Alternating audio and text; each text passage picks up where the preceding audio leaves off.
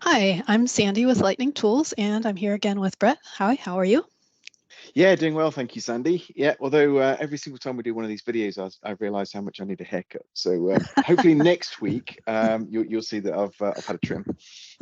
Well, me too, actually. I need a haircut also. I have one scheduled for tomorrow. Anyhow, There you go. uh, yes, today we thought we would, since we mentioned last week that the data viewer can also produce charts besides table views of data, of external data, we thought we'd show you a chart this time. Yeah, absolutely. Well, I'll jump into that Okay. and walk us through a chart creation. Yep. Um, I think it's worth just explaining just for a moment that as soon as you talk about creating charts inside of SharePoint, people's minds already question, well, why would I not use Power BI for that? Mm. And I think it's important to just sort of position this against Power BI and the fact that what we're not doing is trying to really compete with Power Right. BI in any way, shape, or form. Power BI is this fantastic business intelligence reporting tool that you can use, of course, with hundreds of different data sources and build some extremely powerful dashboards. Of course, it comes with a high cost. It's not really the point either. What we're talking about with our product is the fact that this is something that anybody that might be a site owner, it doesn't necessarily have to be technical in any way, can use the data viewer in order to be able to chart something with inside their team. So it's very quick and easy to put together.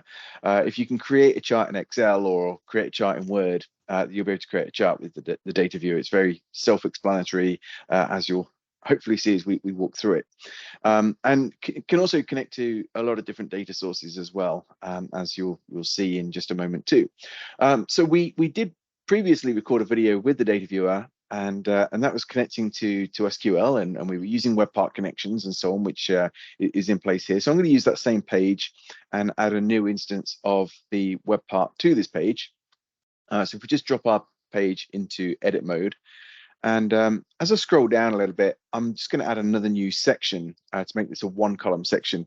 And this is one of the great things about modern SharePoint pages. You're not like So those easy. classic ones, you were really fixed with the different web part zones that came as part of the template. With this, you can just create the different sections, switch between 3 columns or 1 column layouts and so on per section, which is ideal for creating a dashboard with data viewers. So I'm going to select the data viewer. And as you pointed out last time, it's right at the very top because I frequently use it. And when I go into the data viewer, we can hit configure and again, select one of the different data sources that we want to connect to.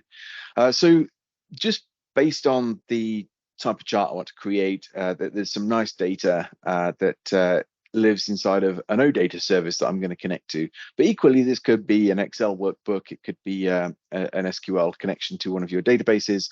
And it could also be a graph connector, so coming through external data of some sort, which could be Oracle on premises, it could be SQL on premises, it could also be something like Salesforce or Jira that you're also connecting to. And next week, we'll actually be getting into that, and you'll be able to see how we can connect to some of those different graph connectors as well. So for now, we're going to go into an OData service and select that one. I'm going to change my display provider from the grid view that you saw that Sandy put together last week, and I'm going to change that to a chart view instead. So once I choose the chart view, we can then go to the data source tab, and I'm just going to steal here the URL coming from odata.org, which is a fantastic playground for using some OData that's already put together if you want to test this out. So I'm going to put in the URL to the OData service and hit load entities, and that will return for me each of the different entities that you'll see in the service here. So you'll notice we've got regions, products, orders, employees, etc. And so there's tables and there's also views. And so one of the views that we're going to connect to is the sales by categories. And as we click onto the product, as we click onto the column tab, you'll notice in here we've got the category name or the product name, and we've also got product sales in there as well, which is a decimal value. Now I'm going to go a little bit further with this. So we've got the category name and the product sales. I'm going to add a calculated column in here called sales margin, and we're going to make that a double. select the column that I want to work with, which is product sales. And I'm just going to create a simple multiplication, which could be representative of our average cost of sales or something like that. So we'll select that one. So I just and want add to that point to the out view. here real quickly that add a calculated column is a really neat feature of both the data viewer and our lightning conductor, where you're not creating new content in SharePoint at all. It's just in this instance of the web part. And so you can really create anything you want on the fly, do all sorts of calculations, make hyperlinks or pretty much anything. Yeah, absolutely. Sometimes it's the simplest thing, as you said. So you might want to concatenate the first name and last name, for example, if they're two separate columns. So you could join those together as a string, or you could do some mathematical calculations, or even get into, like you said, JavaScript and things like that, and extending the capabilities there. So yeah, a great feature. And of course, you can apply filters too. On this columns tab, so that you're seeing the right content, and that could be set in stone here, or you could also make that dynamic by using the lightning filters web part and a web part connection as well. So when I hit display, we start off actually with a line chart just as a starting point, but there's lots of different chart types that you can connect to or create. So there's combo charts, which, as you'll see in a moment, could be line or column, area, and scatter. We also have pie and donut charts. There's tree maps, gauges, maps, and geomaps. So there's a lot to work with. If you want to use the maps, then you can provide a Google Maps API key, and yeah, you can map your data, such as customers or vendors throughout the world where they are, and maybe use like a bubble chart so you can see the revenue generated from each of those or something like that. So I've got my starting point. You'll notice that we've got the category name, which I selected under the columns tab, and I'm going to group by that one. And as you can see, that's brought back the different categories, and we've got a more useful chart now. And then each of the lines, so the pink one is currently showing my sales margin. The darker colored line is showing my product sales. So we could change the type of chart. So instead of having a line chart, I could make that a column chart.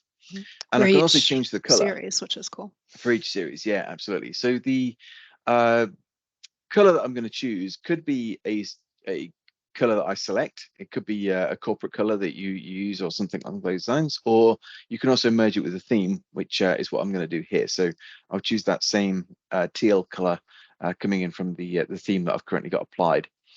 So we'll save that one. And actually, the pink is a great color. I often use a bright pink or a bright green with a transparent area over the top. So I'm just going to select that one. I'll leave it with the pink, and you can see how that can be visible on top of those lines as well, which looks great. So that's our first chart. You'll see that we can also change different aggregate functions. So maybe we want to do a count instead of a sum, or of course there's average and things like that. And you can also go into the chart settings over on the right hand side here. If you wanted to change the background color, provide a chart title, you can change things like the bar widths. If you're using stacked charts, you can make them stacked or side by side, and you've also got animation as well that can be enabled or disabled. Just gives a better view when the page is loading, as you can see. So yeah, I'll go with that. I'll save it, and you'll notice that we now have that chart on the page. Nice. And again, that could be connected to something like the filter providers or what have you. Great. And to give you an idea of some of the other charts, I'm going to just switch across to Teams. And this is a SharePoint page. All of these are data viewer web parts. So you'll see in here a tree map, which is showing actually the number of times a tag was used inside our social squared forum tool. So SharePoint is the biggest tag. That's where most of the questions are coming from. Over on the right, I've got the number of topics, likes, and votes per month. So it's great then to be able to see that people are using those forums and so on. Number of topics per user, and we've also got number of posts per forum in a pie chart. You could also use gauges and again just simple bar charts or even the grid as you showed last week. But you could add conditional formatting and things like that into that grid as well, very, very easily. Nice. So yeah, that hopefully gives you an idea as to what you could use the data viewer for. So in summary, yeah, there's many different data sources you can connect to, and you can display the content as a grid view or one of these very powerful chart views. And you don't have to be a developer or a BI expert in order to be able to create that. Exactly. All right, great. Thanks very much. Yeah, no problem. And like I say, next week we'll have a look at those external connectors. So make sure you come back and have a look at those. You'll see how you can bring in some external data into SharePoint via the data viewer as well. Perfect. All right. Thanks, everybody. All right. Bye. Take care, Sandy. Bye-bye.